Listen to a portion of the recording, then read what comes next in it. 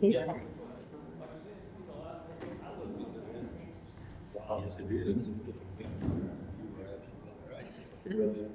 Yep. You know, that was fun.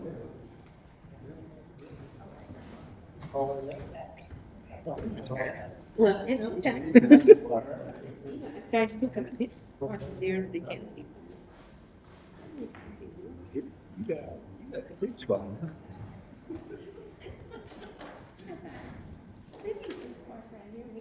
Yes. So you go. Oh, yeah, yeah. Thank you.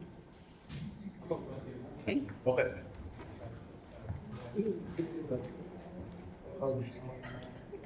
Well, if they can stereo that a bunch of bass and everyone know you're in town.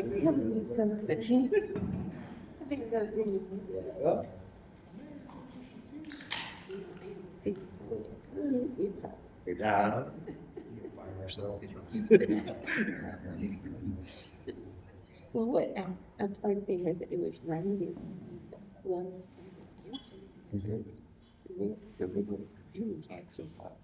That's what all these is. I don't remember. I can't remember. Got to go to bed and start to get. Text, here, make sure.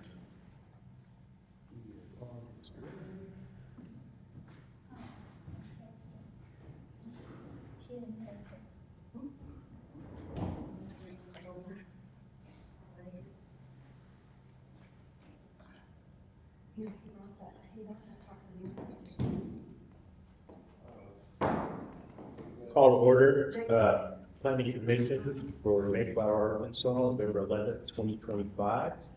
We are waiting on one more commissioner, and then we'll get started. If I don't hear from him soon, is he? Yeah, he's out there, okay. Walking in the door. All right. We're waiting on you, sunshine. My gosh. He had. 1 minute. Yes. Well, now that Mr. Brown is here, we can start. We can get city business going now that Kent's here. All right. Like being put on the spot. I do. Okay, first off, roll call. Rusty Waters. Randy Holman. Chad Patterson. Kim Brown. Here. Okay, Chad did let me know, that he would not be here, he's stuck at work. He thought he might have to work late tonight and he's following for me up, in fact, he does. So, to go with what we've got here, we don't have a very packed agenda tonight. First thing to start off with, is Abby Clark here. Abby Clark. She She'll be right back. She had to step out for a minute, grab some things. Oh, okay. Oh, then, we will wait on that. UDO. Oh, yeah, it's been completely spaced out. Give it a second. Okay, so, can I get a motion to suspend the rules and, accept the minutes as written versus reading verbatim? Make the motion to accept the minutes. Second the motion. All in favor, say aye. Aye. All opposed? Thank you very much. All right, UDO, Unified Development Ordinance. If I may, could we possibly look at people that may be interested in filling some of these vacancies? This can draw out for hours. Yeah, let's do that. I know we've got at least two folks here that I know that are interested in, filling positions on the planning commission here. Jennifer, you want to come up to I think probably everyone knows you, but we'll do it just to be official. Just come up to the mic, introduce yourself and a little bit of your qualifications and why you want to be on the planning commission. Okay, great. Okay, my qualifications, I guess I'll start out. I used to be on the city council, for those that don't know me. And I guess my qualifications would be, I have a master's in public administration and public administration and government policy, and a lot of that covers urban planning and development. And I'm also that close to having my PhD in public administration. I'm actually in my dissertation phase. So thank you for trying to hurry and get us out because I'm almost done with my dissertation, which I'll be getting in touch with you because I'm doing disaster. So I'll be getting in touch with you. So I'm almost done with that. And that's also in public administration. And so that does cover urban planning and development too. And so that's my, I guess, my qualification with that. And the reason why I stepped up to get involved is basically because it doesn't appear like anybody else is going to. And I live here in Mayflower. I've lived here since 2008. I just live down the road there, off 365. And so I see everybody that comes and goes all up through Mayflower. And I just wanted to get involved. And even my husband's like, why do you want to get involved? I mean, if I don't, who else is going to get involved? And I don't want to be the, you know, one of the ones that just sits by and does nothing. So I wanted to get involved, and I do have the background and the knowledge and the know-how to get involved. And so, and being in city council, I noticed a lot of the things that I wanted to put forth actually had more to do with Ward Planning Commission too anyway. So that's probably where I probably should have been in the first place, with more planning commission instead of city council. So that's the reason why I wanted to step up and get involved. So, thank you. Thank you. Well, I'll say, for those that don't know Miss Massey, I've worked with her, and I would pretty much second everything she just said. Obviously very smart, obviously very dedicated to the city. So I personally, when I saw the interest come through the email, I was like kind of blessed. Yes. So I was happy to see that. 'Cause I do know that you care, and I do know that you have smarts. Yeah. So I was excited. I can fake it. I believe Todd, you want to go next?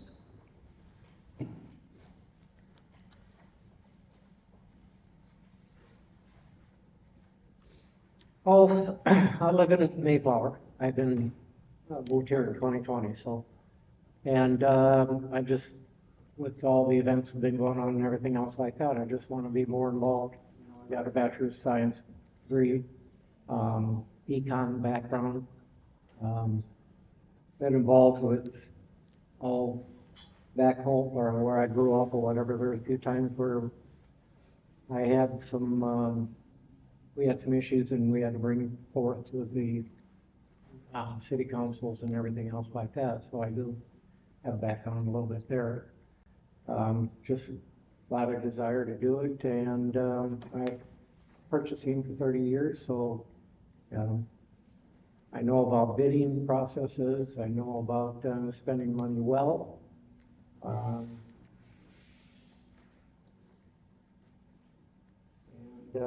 My father was econ extension service where he had to do a lot of, he had to analyze a lot of bills and everything like that for the state of South Dakota, and then go out and inform the public in a non-biased opinion. He also wrote a paper on land use planning and everything. And I just wanted to take some of that knowledge and everything else like that I gained from him and apply it here and look for a good direction and just, you know, an overall concept of, you know, where do we want to go, and try to position a plan and lay out for that direction. So if there's any issues there, that way we're just not spot planning here and spot planning there because this came up and that came up. But it also can compare it against the overall vision that we all come up with.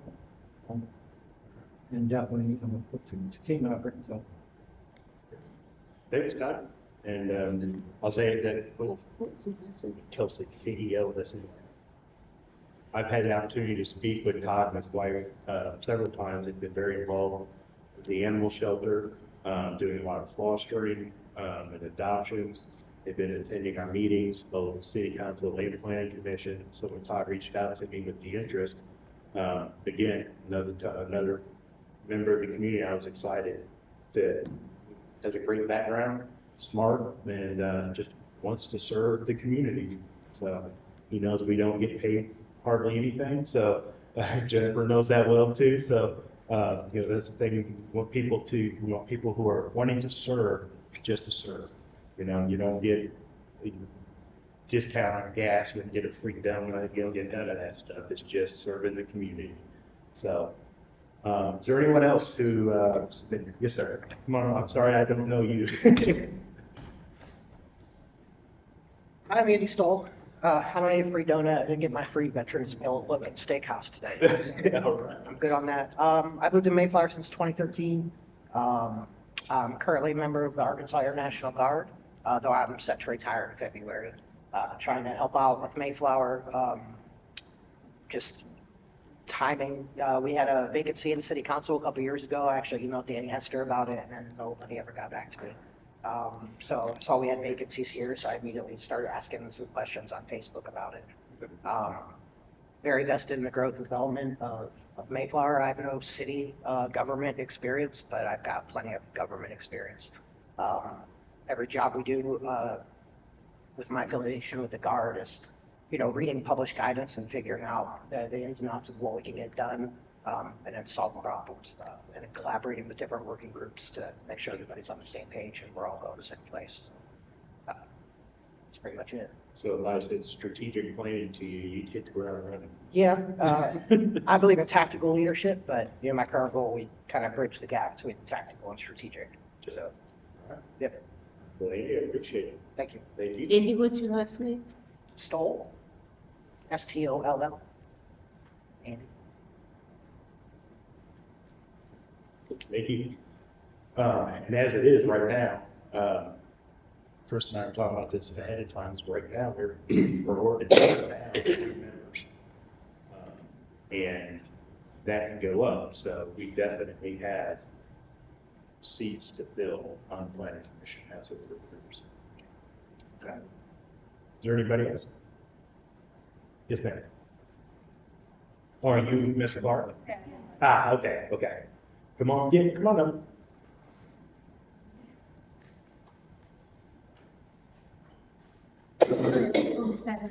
It makes me anxious, and I've had a stroke recently. And I have the doctor today. That makes me very anxious. But I'll read some of my notes and I'll pass around my picture. Bend that microphone down a little bit just to help. I have a There you sound go. voice.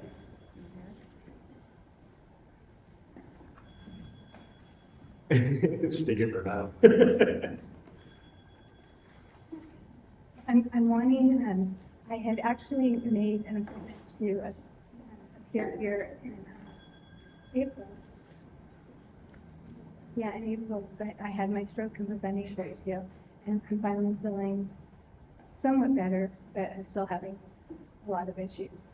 And that's why I haven't done this before, but I'm wanting to put up a fence in my front yard because I've had a lot of, as you know, I've had a lot of issues in my front yard. Mine, on my side, it's like the only one that doesn't have a fence.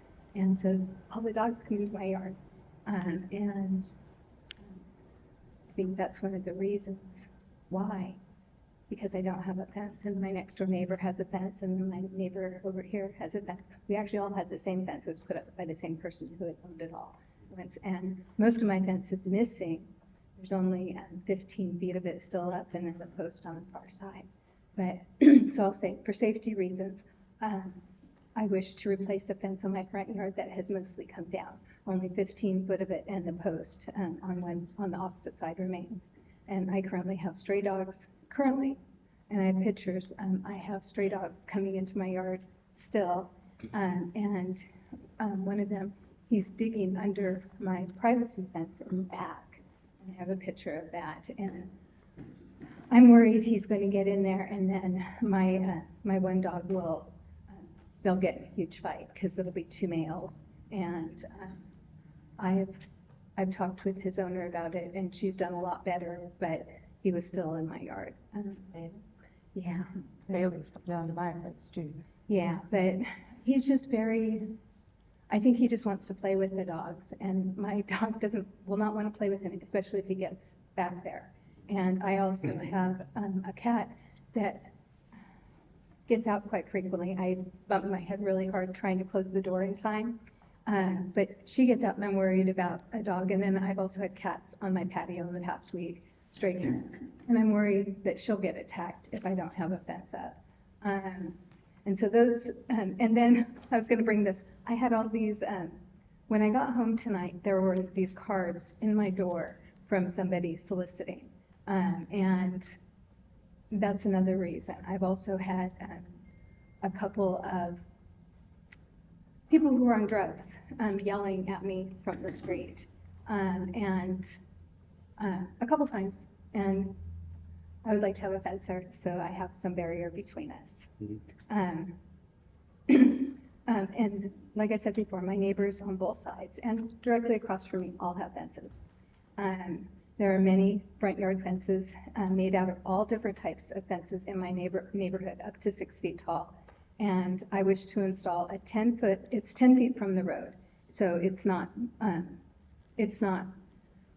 getting in way of, like, it's not gonna impede traffic and the view. So it's 10 feet back from the road, and it would be a 6-foot natural wood tone picket fence, which is what I was told was what you guys wanted by Chris. He sent me a message, and he also said like an ornamental fence, which I really don't think really fits in with the neighborhood. So I thought a picket fence would be nice because that'll match the wood. 6 foot in the front or back? That's in the front. It's a picket fence. I'm doing this. One of the dogs that attacked me, he could jump over a 4-foot fence. I want a fence that keeps animals out and mine in. And I've had a husky. I do rescue work, and I've had a husky that could jump over a 4-foot fence very easily, but he couldn't get over my 6-foot fence, and that one's at the back. And so I would like a 6-foot picket fence. And there are other 6-foot fences in the neighborhood, but that is what I would like for safety reasons. I have had tremendous stress from all of this. It has caused tremendous heart issues, and I had to go and see my doctor today, and I have to go back. I haven't seen my cardiologist in a couple months, but just all the stress in the past couple of weeks with my name in everybody's mouth and all these lies being said about me online, I was having some heart issues, and now I have to go back to my cardiologist. And it's been very, very stressful. I have examples of different fences that are in my neighborhood, and I also have my drive, and I also have a picture of my front yard you can look at. Is this not it? Pardon? Yeah. Yeah, that is it. Oh, you guys already have it. You're prepared for me. Yeah, you can see where the, I have to put on my glasses. Sorry. They never me where part of the fence is still there. And if you go to the other side, you'll see the part is still there. And there's, sorry. You'll see. You want me to go up there and show you that? Yeah, that's fine. Yeah, oh, thank you. You can see, this is my neighbor's fence, and, oh. I'm not used to it, okay. And we have the chain link fence there, and there's a chain link fence there, and my neighbor over here has the same chain link fence, but his, gate has come down, so, that's not good. And then across the street, there is the abandoned house. And then right here, their property next to the chain link fence, next to the abandoned house, there's a chain link fence right here. You can't see it because of all the trees. But the fence that I'm proposing would come and just go across here and just be a continuation of the chain link fence, except it would replace the 15-foot that's right there. So it would come all the way in the front and then it would have a gate. You can see my front yard's pretty large. I had a double lot. And so I would like to be able to use it. And I'd also, I garden out here. It has a lot more. I've done a lot of gardening in there. And I garden quite a bit. And I'm out there and I don't want to get bit by a dog when I'm out there by myself. And I also like my dogs to be able to be out there with me. And they come out, they're very good at not leaving. They have very good recall. But I did have the pit bulls at different times come in my yard, and my German Shepherd ran them off. I can vouch for that, about the pit bulls attacking. Both of my neighbors can. We've had We've had attack our dogs, trying to get them to our yard. and there's my one neighbor wanted to be here, but she's in the hospital right now, and she was attacked, and her animals were killed in her yard with this pit bull. So her chickens and her rabbits were I'm killed. kind of curious what this pit bull is now. I don't know. They said he's living, or Lisa was saying that he's not living here. No, we know it's not living there. It's an owl. There's another one too, though. But yeah, that's the reason why I want. But are there any questions?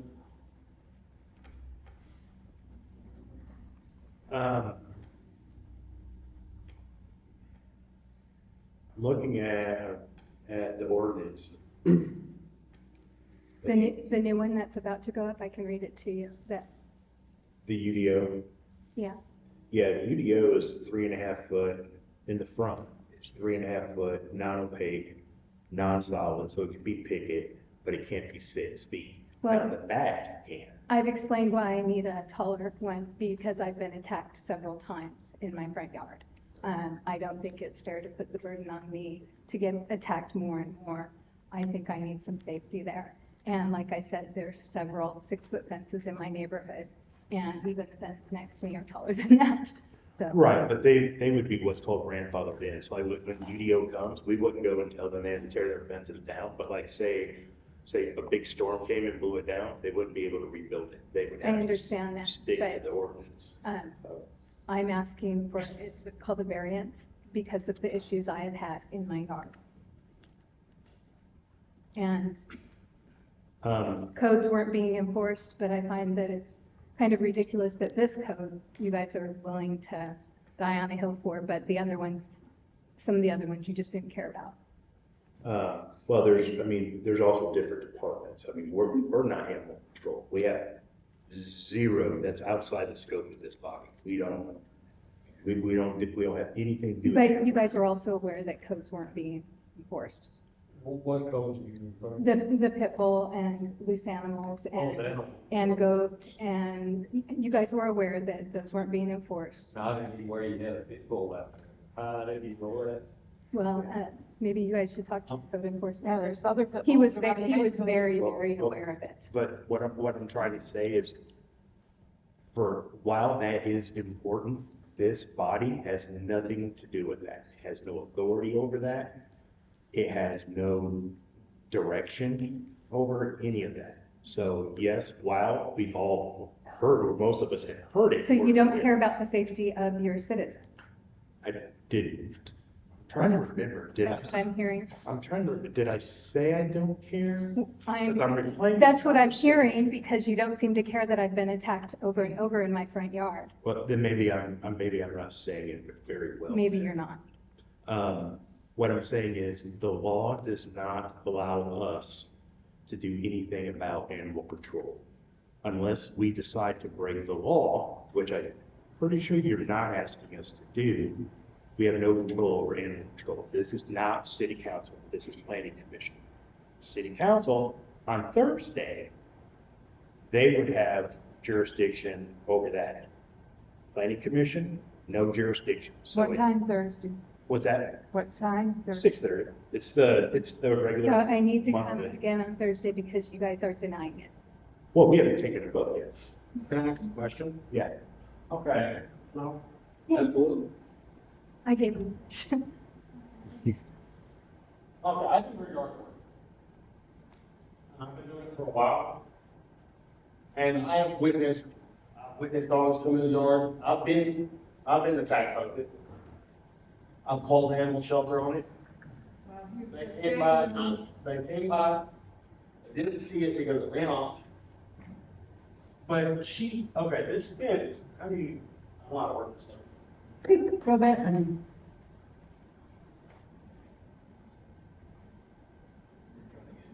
Back through.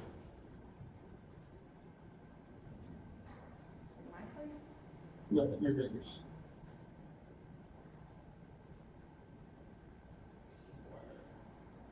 So even if this is part of the fence that was already supposedly grandfathered in, right? 4 foot. No, that's always been there. But this fence has always been here, right? Okay. Why can't she not reconnect it if it's already been there and it's already over here? If you look close,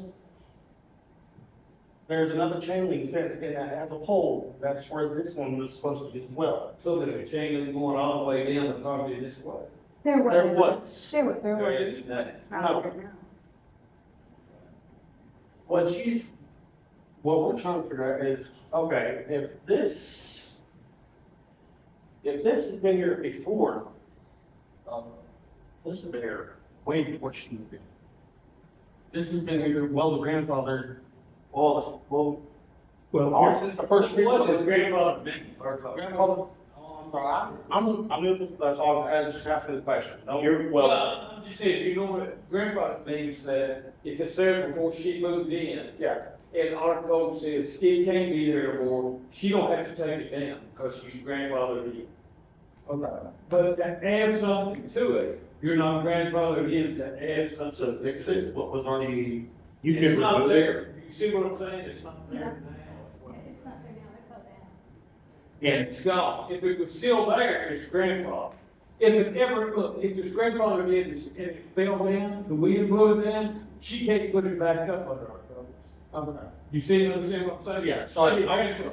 I'm new to this, I'm sorry, but I just wanted to ask. No, that's fine. Questions are good. Grandfather, that's what that means.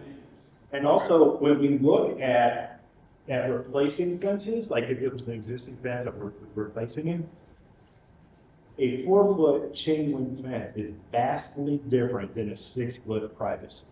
It's a picket fence. It's what you guys, it was what I was sent over was what you guys wanted.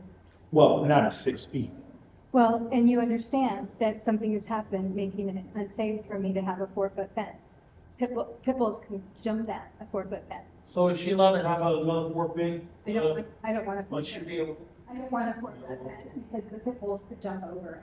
okay, I can do something about that, run electric wire through it for you. It's okay. I will. It'd be better than nothing. It's better than nothing, but- So that pit bull that's over there, he is aggressive. Oh, I don't doubt it. My other concern is the neighbor. I'm looking at their driveway and I'm trying to see, it appears that a 6-foot fence would obscure some of their vision. It wouldn't obscure any of their vision because that's all blocked by trees from the fence back. Do you need a picture showing that? The current, I don't think it's showing it on the other side. Well, I'm also looking at it on my computer. Yeah, and so you're probably looking at an old picture. I have one that's more recent. The other side of their house. Yeah. Oh. Did you want me to bring this up? This is all the way to the 10-foot. It's already obscured by the trees. They're So- both their property and mine. So it's this picture. Are these, Yeah, those are all the trees and they go out. On both sides of the your fence is gonna go this way, No, right? my fence is going straight back. It does not obscure them at all. This is 10 foot right here, and the fence is going right along it. It is not going to be, it is not obscuring their view at all. The trees are. But it goes across the front of your yard, It right? goes across, well, it goes 10 foot back, Right, yeah, I'm quite glad that. and this is 10 foot right here. Okay, you haven't answered my question. Does it go across the front of your yard? It goes across the whole end of my yard, which does not obscure them. Their drive is here, the trees block. once they pull out, they're going straight. My fence will be in the same, will be parallel with that. It does not block their path. Chris, do you know offhand what our requirements are, when we, to grant a variance, what requirements do we have to have that posted ahead of time, get? There's no public notification requirement. It's really kind of up to the commission to determine whether it's gonna cause a safety or traffic hazard in the neighborhood or obscure any vision from any neighboring property.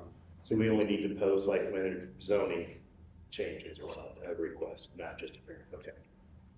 You mean I can't put up a privacy fence because it obscures looking into her yard? You can do whatever you want on your rear side of the car, but if it crosses in front of the building line, goes into your front yard, that's when the code control is looking for safety. And Okay. basically, we want to maintain the field of view from your neighbor's property too. Yeah, and that's why it would be 10 foot back, so it doesn't obscure anybody's. No, when they're in their apartment and they drive out, it's not going to interfere with looking up and down the road. You know, kids, remember, And if that's truly the biggest worry, I can make it 12 foot back. It just makes it harder because it's wider. The fence kind of comes, or my drive comes in a bit. And I already would have to have like a large gate. I would have to make a larger gate if I set it back further as it goes in. It's gonna be double. Any more questions from the commissioners? Okay, we'll go ahead and we'll do a vote.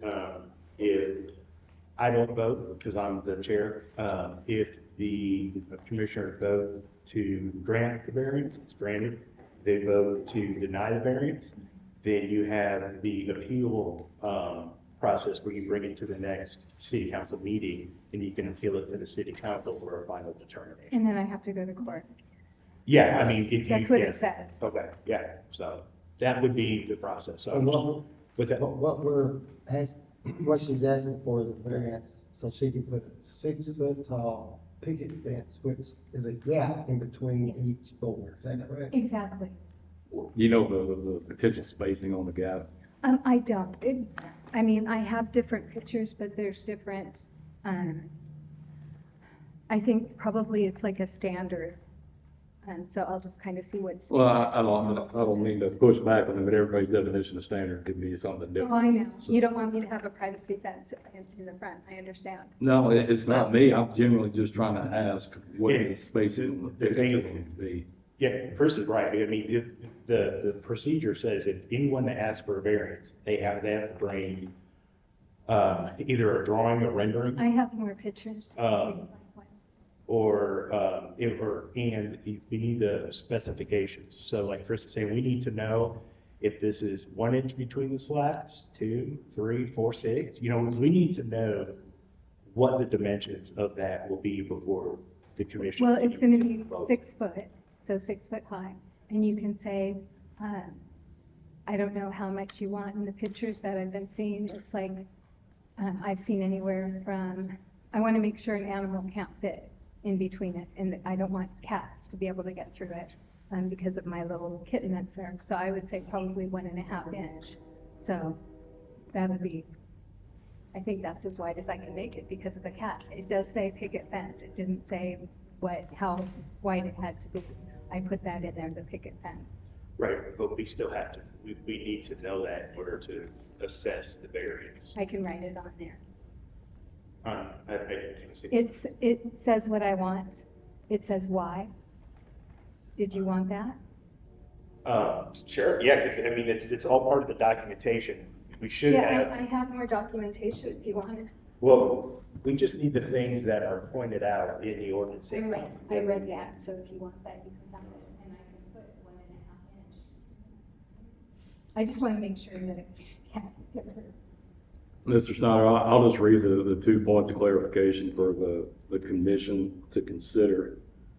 A, the aspects of traffic hazard and view obstruction from adjoining lots. And B, the proposed fence material and the construction method in order to eliminate unsightly and dangerous fences. And that's where you would take a vote based on those 2 conditions. I have a local contractor. He's from Mayflower. Did you want me to write one of these up on there? I can do that. Sure.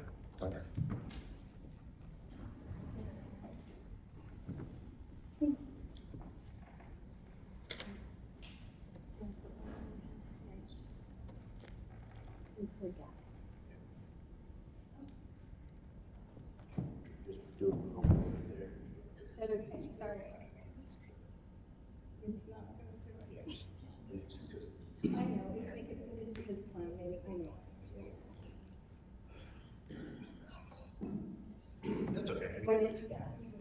So that, I think you have all the information you want.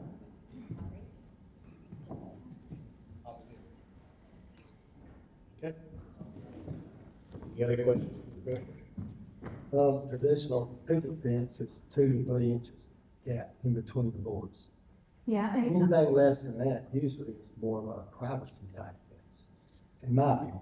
well, actually, there's certain types, I forget the name of it, but there's certain types of picket fences that have even 1 inch. The reason, I just explained why I wanted it to be the 1.5 inches, because I've had cats coming up on my patio and in my yard. And keep them from doing that, because I have a kitten who gets out every once in a while, and I don't want a fight, and I don't want the dogs getting a cat. I had cats climb a tree, went over my fence. I know. So, They I can don't still think get you over, can stop a cat. they can still get over it. I'm Stop. I'm just trying to make it harder. I have cats. I know what cats can do, trust me. Yeah, my cats are. My 2 cats get over my 6-foot privacy fence in the backyard multiple times a month. Sure. They Yeah. don't even need So to that's just not, pop right up. that's not the issue. Right. It's about dogs. Yeah, That's what it is. yeah. And in our neighborhood, we have a lot of people that don't, they just drop the dogs off in the neighborhood. Yeah, Yes, we have that's a big problem dog citywide, yeah. We have a huge dog problem. All right, any other questions? All right. Barbara, if you would, please call the vote. We don't have what he made a motion. Oh, gosh. Second. Just all discombobulated. We have a motion to, accept the, 6-foot picket fence with 1.5 inch gap across the front of the petitioner's property. Is this a variance? Yes. Did we confirm the front yard setback? Is it 10 or 12? She didn't do 10. She would do 12 if we asked her to, but she's asking for 10. Is there a motion to accept the? The city road. Yes. What is the, this eastern of that road, what is the city required to be on that road? I'd have to look that up. You gotta be. Every road is different, every Yeah. line is different, which is typically why we do the 25. Right. But she has to be so many feet from the center line, right? Yes, sir. Of the road.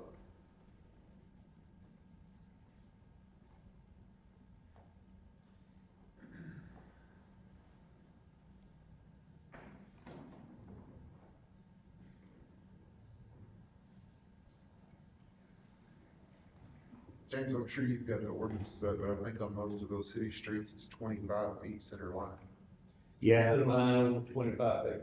Yeah, I'm So looking I at think that this. road's narrow, and it's probably only 10 feet to the edge of the asphalt. It varies slightly. No, that's why I'm not making assumptions here. Yeah. It's about 20. I have a picture of it.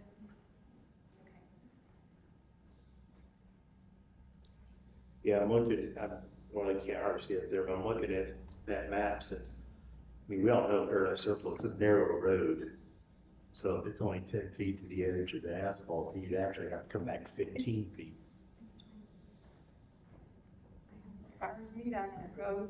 Paradise Circle from Paradise Road to Trails again is 40 feet from the center line either way, so 20. Is that a? It's 20, like I said. 20 feet from center on each side. So yeah, so as far as setback's concerned, then you would be within the required setback at 10 feet from the edge of the pavement.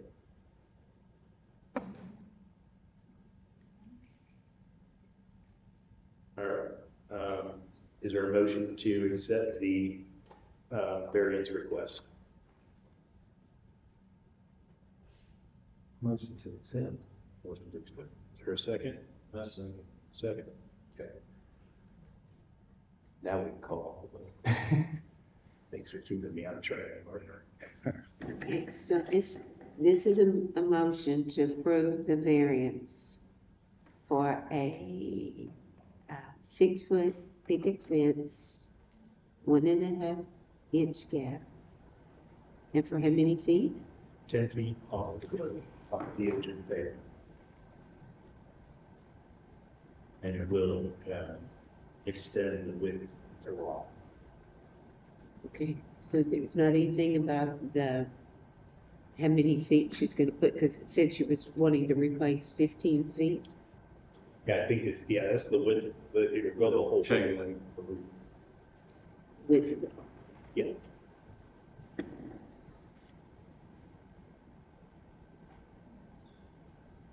Rusty Waters. Randy Holman. Kent Brown. Yes. Okay, with that, your variance request has been approved. Thank you. And please check in with code enforcement just to make sure that you got all the paperwork that you need, so if anything shows up, you'll have it ready. Thank you very much. That'll make me feel the rest a lot easier.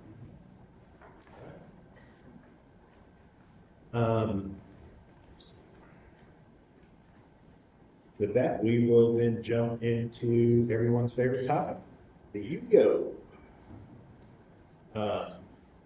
Chris was, I don't know if everyone got to see it, Chris was nice enough to go ahead and give us the first draft of the zoning for the city of Mayflower.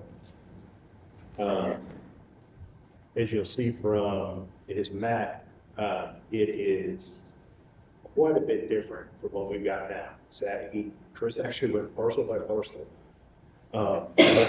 Everything in the city to determine where he thought would be the best, what he determined, what he thought would be the best zoning for that area. This is it's not the final draft. With this, we want feedback from the commissioners, then we will have feedback at city council. We'll have a town hall. So we're gonna major change for the city. So we definitely want everyone's input. The commissioner, and then he also sent out the zoning cell sheet where it's got all the different things that we would actually have. You know, we're not going to have some things like data centers in the middle of our town. We don't have the room for it, so it's not on there. But he's got the 8 different or 9 different zone types. What's permitted, what's conditional, what's not allowed in each one. Are there any questions or feedback? I mean, I know it's a lot to take in, and trying to line up every column, every parcel, and it's going a lot back and forth, but a lot of the stuff is pretty consistent with existing land uses, except primarily along the 89 corridor, even starting at Bates, working our way all the way down to Miller Street. Because honestly, that's going to be our next commercial corridor, and so a lot of the zoning was updated throughout that area. Kind of expanded some of the more flexible options for residential. Before, everything was pretty much the standard R1 60-foot lots. We didn't have a lot of options available for people that wanted smaller lots, smaller homes, multifamily options. So a lot of the neighborhood flex areas, they allow for traditional homes, multifamily, but they also allow obviously with the approval of the planning commission, light commercial, if it fits that neighborhood. So, and the UDO goes through, they outline and they pretty well define what that light commercial is. We're not looking, and it goes by square footage, so we're not talking big box retailers next to somebody's home or a triplex. But there's a time and a place where some light commercials, or even fuel centers, if they're mixed into a neighborhood, you're limited to 4 calls. You can't have some massive sprawling, you're just looking at a very local neighborhood gas station. And that's kind of the field, and that's where the planning commission comes in and say, hey, is this a good use in this neighborhood as it sits, if we try to push commercial in. So none of this is shall issue. This is all still based on approval, but it gives options that quite frankly, we've never had before, that has hindered our growth in any kind of meaningful way in some of these areas. So this is my first take at it, and whatever y'all come back with, we'll take it, roll with it. We had to start somewhere, so I try to continue existing uses as much as possible and expanding some areas. Going west here, I'm sorry, James, I cut you off there, buddy. Go ahead. Going west across the overpass, I'm trying to find the cemetery on this. So that's going to be well on down, kind of in that red. So it's a neighborhood center zone, it's actually what it's zoned, I think. Yeah. But really, cemeteries fall in any zone. They're not. Neighborhood center. It's the pink square. Yeah. I see it. Any zone will pretty much accommodate cemeteries. And so what's existing there obviously stays. Correct. Until something happens, or move or sell. If there's a change in the occupancy type, so if you have a building, a commercial building, and they can continue that use indefinitely, regardless of our zoning changes. Sure. But if it's a grocery store that wants to convert into some kind of light industrial or some kind of warehousing, it changes the occupancy classification of that property, and then will fall under the new zoning. Then we would have to evaluate at that point whether it's permitted. So on the south side of the overpass, you have that, I believe that's Neighborhood Center, is that correct? And then on the north. And then some of it kind of expands into the commercial corridor, which allows a little bit heavier commercial. Then on the north side, you have that as open space or commercial corridor. The darker green, Yeah. kind of runs along the width of the highway. I got you. Not right away. Okay. I just wanted to be clear on the areas that are on the map that we can't touch. That's all out of bounds for us. Commercial corridor. So the lighter green would be your commercial corridor. Okay. Pretty much any commercial options are available with that reason, and obviously subject to planning approval. So why the one little speck of commercial corridor on the south side? Residential. Oh, okay. Yellow. Yeah. It's better. The south side. This is what else. Right. So when you're coming, I'll pull it up. So Yeah. And I'm not too good with those colors, man. That's my fault. So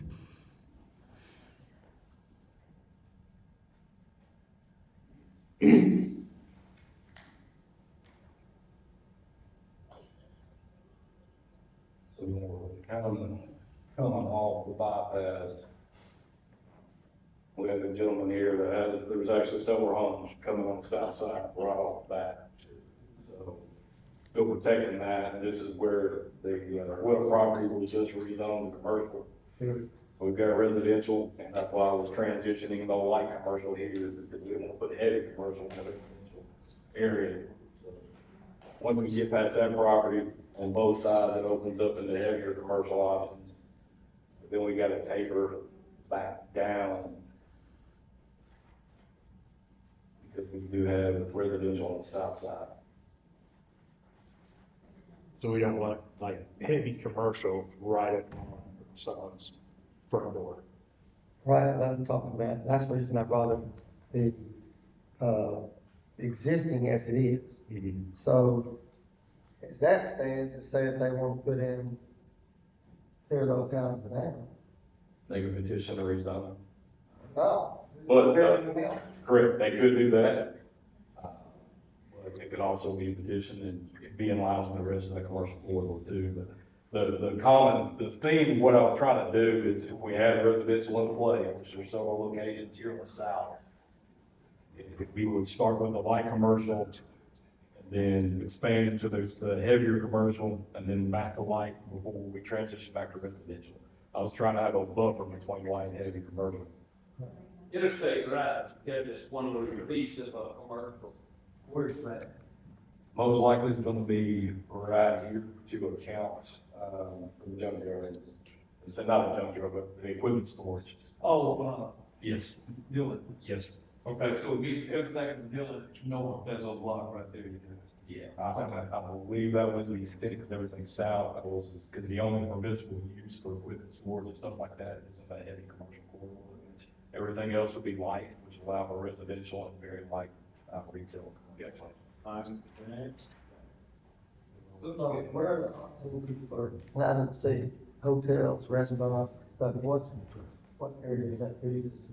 The commercial corridors, and potentially in the light commercial as well, again, all subject to planning to make sure that it's. Okay.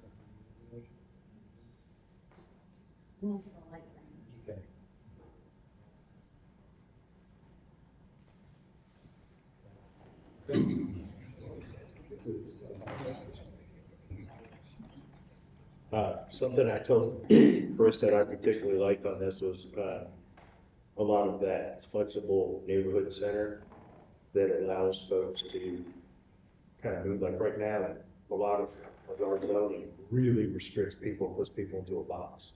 You can only do this little bit because of the zoning. That neighborhood center thing just, it's almost a misnomer the way they do neighborhood center, but it just allows for more flexibility in that area. So What's that comparable to what? just like it become like the yellow areas. You're only gonna have a residential, you're gonna have your typical single family home and a residential.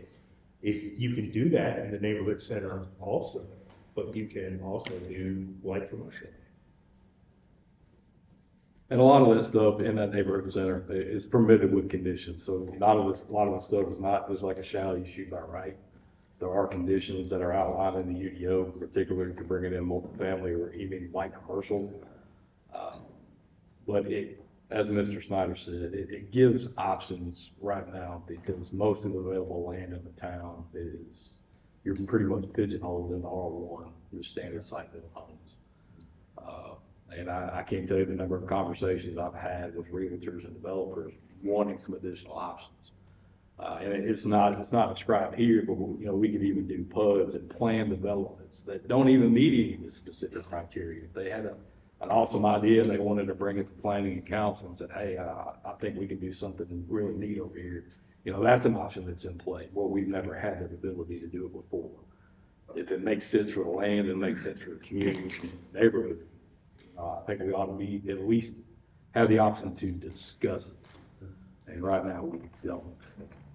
My mind, when I think of neighborhood centers, it's like the developments that they put on the side of Davenport on the south side, behind like Chicken Express and behind Burger King, where there's commercial spaces. Retail below and And apartments then up. housing or residential, multifamily or whatever above that. It's In my mind. Yeah. Yeah. It's just the flexibility to be able to do that and maybe open us up to more opportunities because like Chris was saying, you're not so much pigeonholed into this R1 thing. Well, and again, that's why we're real heavy on the zoning in those areas and trying to put as much of that in play as we could, just because it pretty much allows, when you're looking down this column, there's not a lot that's excluded by that. I mean, you can go in and pretty much make a case for any of these development options. Which sets the stage for being a whole lot of spot zoning, which That's one of the biggest things we want to get away from is the spot zoning. Yeah, absolutely. That's, But this was one piece of it, and I failed to ask earlier, if everybody actually received the model code of the UDO that Metro Plan updated for us. It pretty much took all of our considerations over the past 7 months. I don't even know how long we've been working on it. But again, it's a very lengthy document, so I didn't print it out for everybody. But if you didn't get it, let me know. I'll be sure you get a copy of it.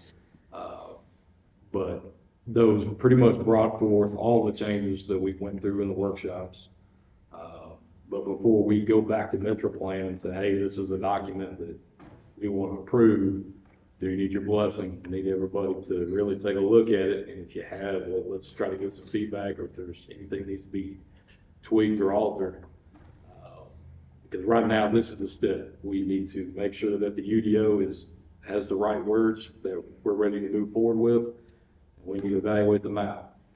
But as we all know, zoning can change, petitions can change, and we're gonna find things that it's one thing to read it, it's another thing to apply it in reality. And the practical application of things, we're gonna have to make a few changes along the way. And we all know that. But I'm pretty confident in the work product we put together right now.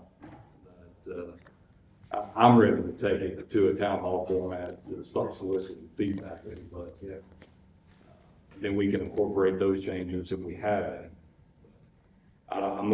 Basically, we're not moving forward until we have the planning commission's blessing on what's before us tonight. any questions? No, I don't see it. Yeah.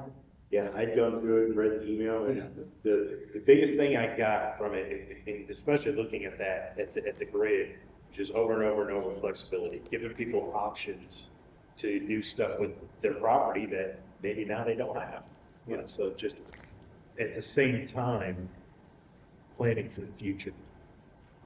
Well, and I'll add, so that we've got the flexible residential is in orange.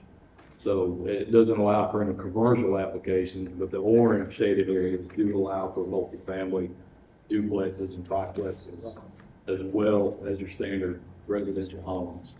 The only thing it really doesn't allow for is our manufactured homes. All those in the dark, almost orange, the really dark magenta red, those are the areas that still exist in the city limits. We didn't expand upon those. All those areas are as they are right now. Is there a certain percentage requirement of city residential space that has to be set aside for manufactured homes per Affordable Housing Act? I just kicked the whole can of worms. I'm not. I mean, I've gone back and forth to make a plan.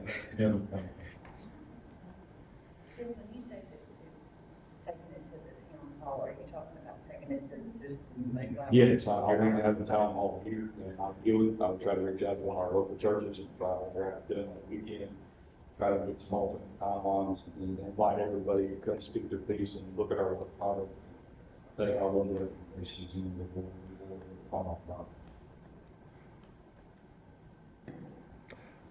Excellent work. I've got the most pickiest one. Go for it. Could you go dark blue on low density residential to indicate that? That's opposing color? Yeah. I can do that. I'll take that navy blue. There you go.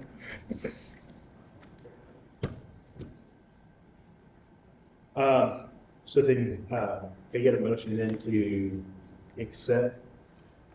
Motion to accept.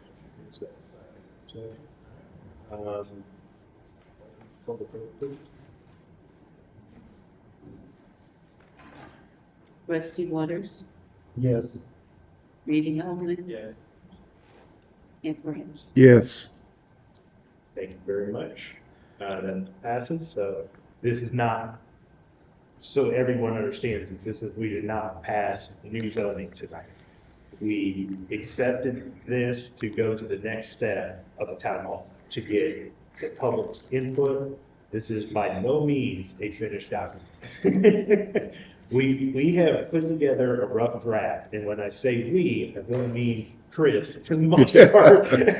He walked us through this, and he put this draft together. He's been in touch with Metro Plan, completely invaluable. So, but this is a draft, so now we're gonna take it and get everyone's input. Obviously, not all input is actionable. We can't, make the map look like a crazy spot. That's what we have now. So, we don't want that. So there'll be some movement, but we want to get everyone's input so that we can hopefully get folks buy-in and they can really understand. The folks in this room, anyone watching knows that if you get online on Facebook, there's a lot of people who never show up to any meetings or listen to any meetings who all of a sudden know everything that happened. They don't know what they're talking about. So you come, you actually get input from the citizens. That's going to be the shape things where we get everyone buy-in. So, the more the merrier. A year ago, we sat here, we had nobody in this room. Now we have a dozen people. We're getting more people at the planning commission meeting than we are at the city council meeting. So, I think that's right, because the civic involvement is amazing. So we get the feedback, less chance that we will not see something, that some resident who has lived here forever will say, hey, can't do that over here because that's why it's there. Thank you for letting us know. We had no idea. Now we can change the colors because now we've got influence. So, all right, great. Well, we will work with Ms. Barbara and Chris, and we'll start getting our plan together for a town hall. For seeing any civic groups who want to invite us in for a Q&A. More than happy to do that. Like Chris said, go to churches and answer questions, all that good stuff. So, all right. And so I believe that is the end of our agenda. Our next planning commission meeting will be December 9th. By then, everyone should have their Christmas decorations out. My wife has already started on ours. Next city council meeting is November 25th, and we do have the city council workshop in 2 days on the 13th at 6:30, right here. So, any other public comments before we adjourn? All right, can I get a motion to adjourn? Motion to adjourn. Second? Second. All in favor? Aye. Anyone wants to stay longer? I gotta stay a minute longer. You're late. Thank you, folks.